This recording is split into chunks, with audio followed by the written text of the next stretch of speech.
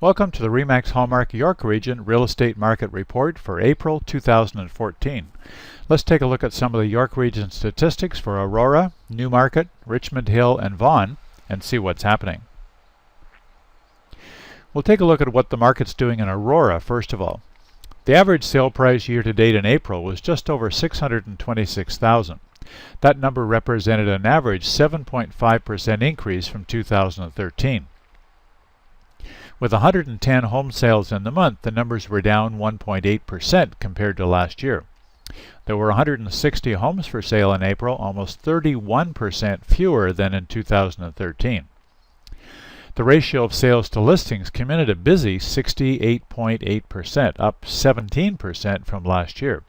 That number puts Aurora in very busy seller market territory. The average days on market came in at 17, which was the same as in March. In Newmarket, the average sale price year-to-date in April was just over $519,500. That sale price number was up 7.5% from last year. With 163 home sales in the month, the numbers were down over 7% compared to last year, and 202 homes were for sale in April, and the listing inventory was lower by 5% from 2013. The ratio of sales to listings came in at a very busy 80.7% compared to 63% a year earlier. That number puts Newmarket in a very extremely busy seller market territory. The average days on market came in at 17, which was one day faster than in March.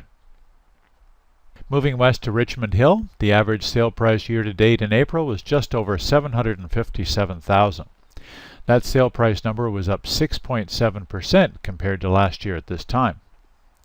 With 353 home sales in the month, the numbers were identical to 2013. 752 homes were for sale in April, and the listing inventory was down almost 15% from 1 year ago. The ratio of sales to listings came in at a very busy 46.9%, with no change from 2013. The average days on market came in at 17, which was one day slower than in March. And finally for Vaughan, the average sale price year-to-date in April was over $685,000. That sale price number was basically the same as in 2013. With 394 home sales in the month, the numbers were down 8% compared to last year.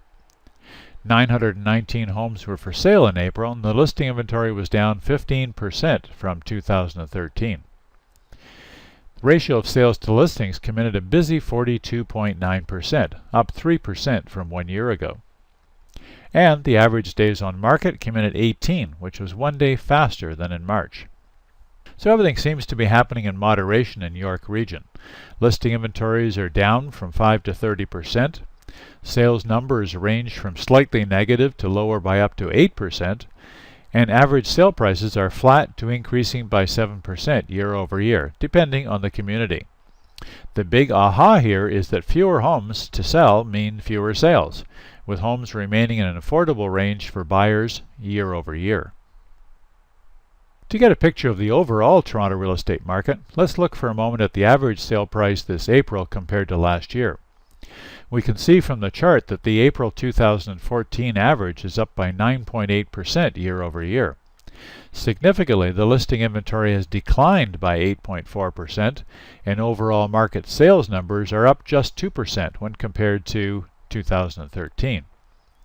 For those of you who are interested in condominiums, if you look at just City of Toronto condo sales in April, their average sale price at $384,758 is up by just 1.5% from 1 year ago. Downtown condos, however, have experienced price growth of 3.3 to 6.2% from 2013. One of the challenges for realtors and buyers is this lack of homes for sale. You can't sell something if there's nothing there to show eager buyers. So, what's the best way to step into Toronto and York Region's real estate market? The best first step is to have a casual, over-a-coffee conversation with your RE/MAX Hallmark professional and discuss what your buying and selling options might be. Remember to check back here in early June for our May 2014 York Region Real Estate Market Report.